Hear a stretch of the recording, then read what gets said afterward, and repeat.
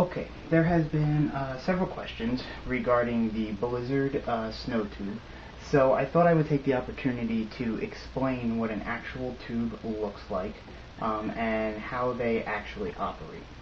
So what you're actually looking at here is the actual Blizzard snow tube. Okay, it is a two-sided circuit board design. The first side has a metallic coating on it. That's the side that the LEDs go on.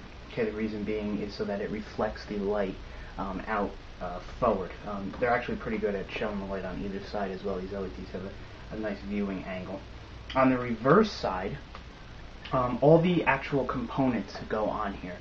There is the two IC chips, some switches, a couple other component parts as well. But the brains of the device are on the back side, and the actual LEDs themselves are on the front side. Now, the unit itself, when powered on, will look something like this. Okay, there are two patterns available on the device. Okay, pattern number 1 is actually currently playing right now. I don't know how well this shows up on the camera, but if you watch it as it falls down, the tail of the lights are actually fading on their way down. Okay, so it kind of gives you that nice fading effect as they go down. Okay, the other pattern, the lights actually stay solid the entire way on their way down, which if you put two of these, if you put both patterns on a bunch of these wherever you're putting them, it'll probably give you a really nice effect that you'll like, different on each one. That'll be a nice effect. Now, the unit itself has a memory setting. So when you power this device off, let's say we power this off right now, okay, and when we turn it back on, it will go back to the exact same speed setting, delay setting, and pattern setting that you previously selected, okay, which is a nice feature. So you don't need to worry about setting the speed every single time. Now, changing the pattern is extremely easy. As I said before, there are actually two buttons on here.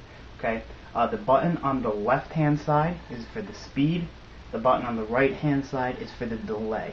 Okay, I'll explain that a little further, what each one of those are in a moment. But to change the pattern, you simply hold down both buttons, and it will change the pattern for you. Okay. If you want to change it again, hold down both buttons, and then you have the fade again in it.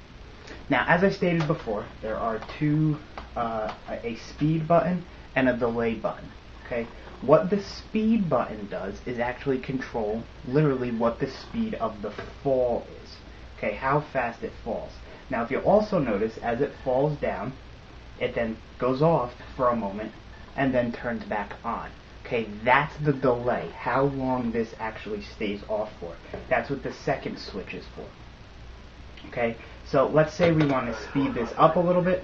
We simply push the button as many times as we want, and we can speed that up. The pattern itself will speed up. Okay, when it reaches its maximum speed, it will start over. Okay, again at the slowest possible speed. As you can see, it's sped up. Now, to make this even faster looking, is if you have this repeat over and over. So what we want to do is decrease the delay. Okay, you can add more delay to this, and then as it falls, you'll see that there's a little less time in between each fall. Okay, and you can keep adjusting that.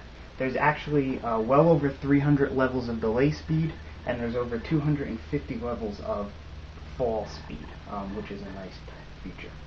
Okay, again, two different things that add a different effect to the light. Because there's so many different available options, you can have tons of different speeds and delays hanging from a tree, let's say, and really give you a nice effect, really add something to your display. So hopefully this clears some stuff up. Very simple operation, very easy to use. So I hope that helped.